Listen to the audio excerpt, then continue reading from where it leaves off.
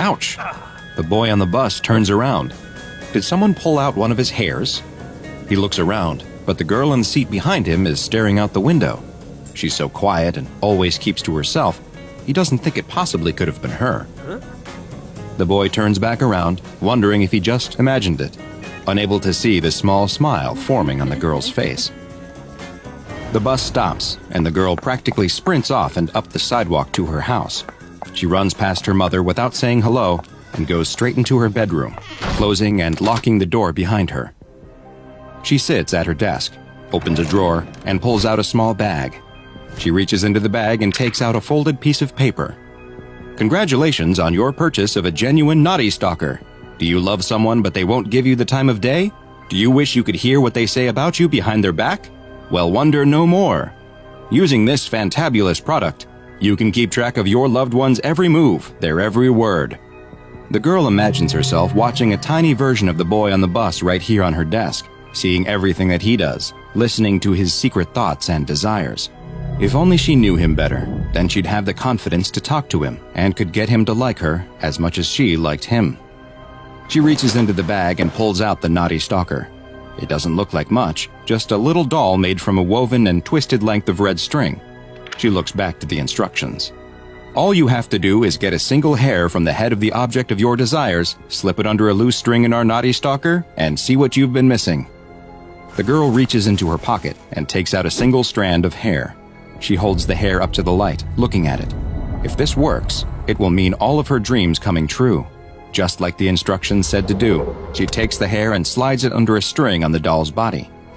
She sets the doll down on her desk and waits. And waits.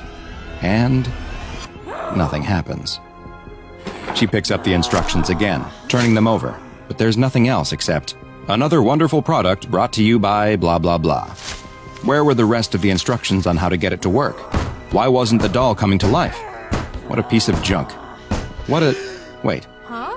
What was that? The girl leans in close. Is the doll breathing? She's startled as the doll turns its head over its shoulder, seemingly looking right at her, or rather, right through her. "Coming, Mom," the doll shouts before standing up. It starts to walk in place, looking like it is opening invisible doors, and then sitting down on a chair that she can't see. It looks like it's pretending to eat dinner. The girl's eyes widen. The doll is alive. It's really alive. It's actually showing what the boy is doing right now. The Knotty Stalker has worked. The girl is fascinated by watching the little doll that gives her a peek into her crush's life. She skips her own dinner so she can watch him finish his.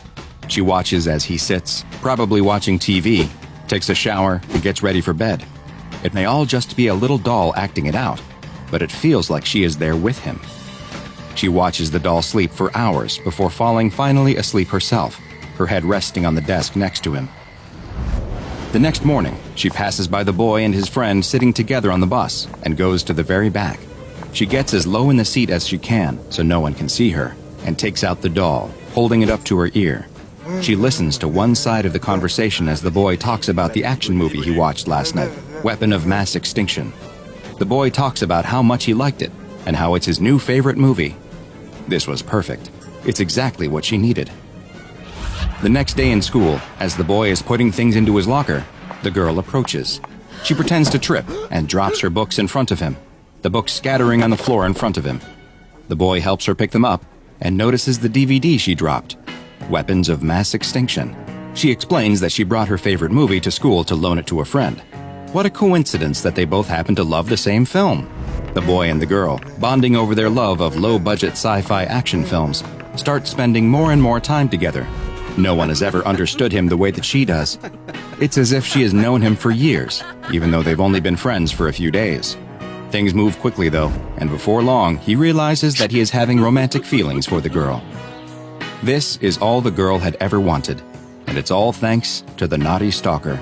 Things are going so well, in fact, that she imagines she won't even need it much longer.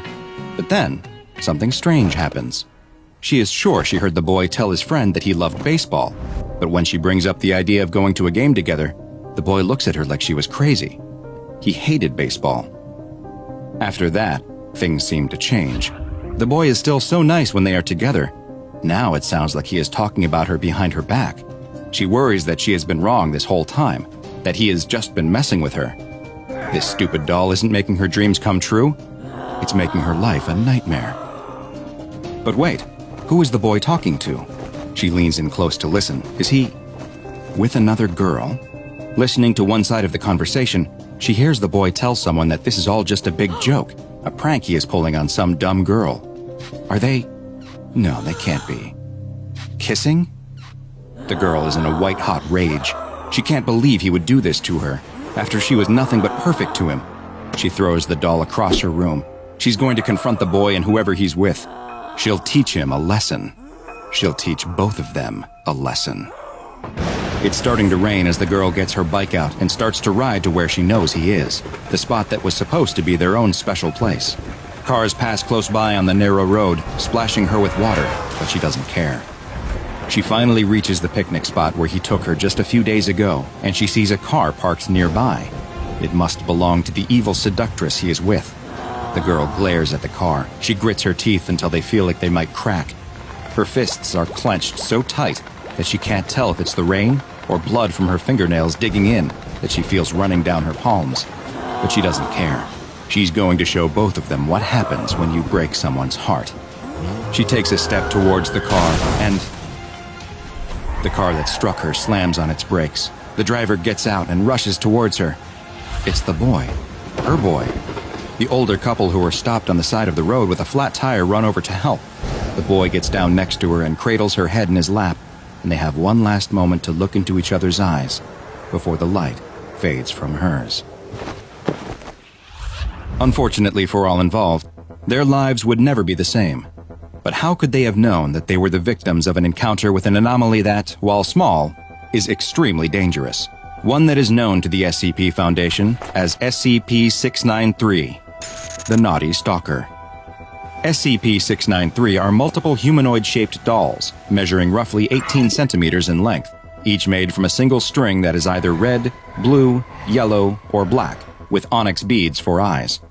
Their clothing will vary in color and style, and seems to have no bearing on the properties of the doll.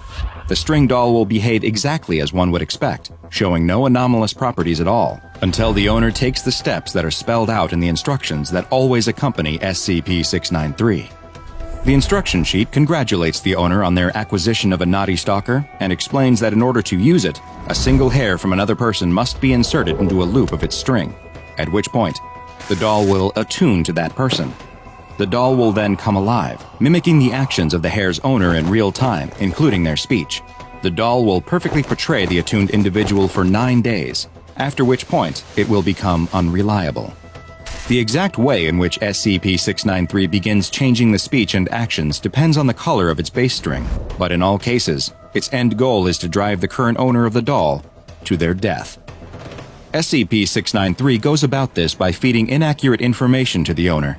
Dolls made of red string try to send their owner into increasingly violent fits of rage. Dolls comprised of blue string try to depress the owner and lead them to self-harm. Yellow dolls want to make their owners attempt unwanted acts of physical love, and black dolls encourage their owners to engage in activities and place themselves in situations that are dangerous.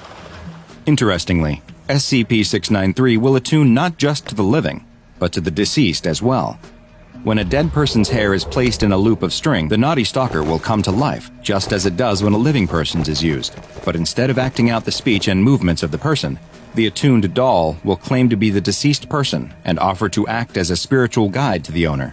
But just like with a living person, at the 9-day mark, SCP-693 will become unreliable and will attempt to lead the owner down a path that results in their death. Once an SCP-693 instance is successful in causing its owner's death, a new doll instance will appear and be found on the owner's body.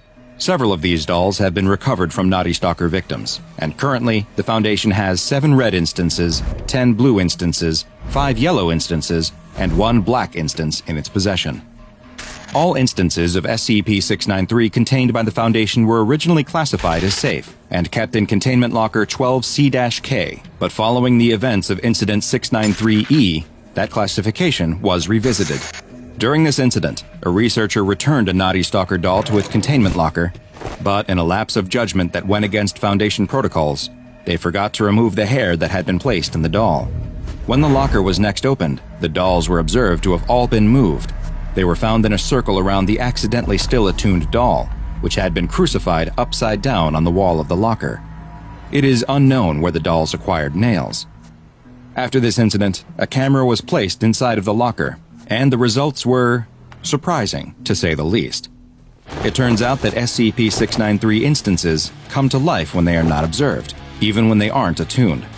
While they have not yet been observed engaging in violent acts against each other, the camera has captured the Knotty Stalkers appearing to reenact the final 30 minutes of their last owner's life over and over.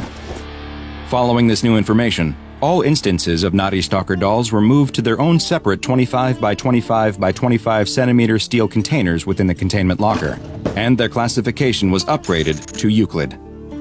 SCP-693 is one of the rare anomalies where the Foundation actually has quite a good idea as to where it originates, and it was very easy to discover as well.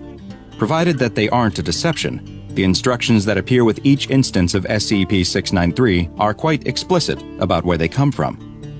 After congratulating the owner on their acquisition and explaining how the doll works, the instructions close by extolling the Knotty Stalker as yet another wonderful product brought to you by the Factory. For those unaware, the Factory is a place with a long connection to the Foundation, though the details on that will have to wait for another file exploration.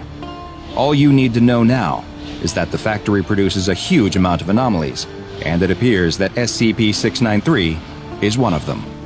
There are theories that the dolls may have been produced as an espionage tool, but as for why their primary purpose seems to be driving their owner to their death, well, that we simply don't know.